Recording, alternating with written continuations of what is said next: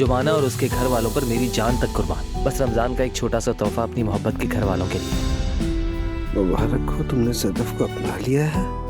जुमाना और मैं एक दूसरे से प्यार करते हैं, अब शादी होगी। मेरी आपा आपसे शादी नहीं करेंगी। जुमाना और सदफ को एक दूसरे से मिलवा दो।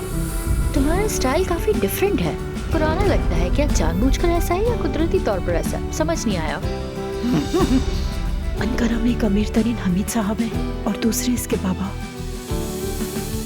खैर हमें क्या, ओजान और ये एक दूसरे से प्यार करते हैं। जाहिर है दोनों बराबर के ही हैं।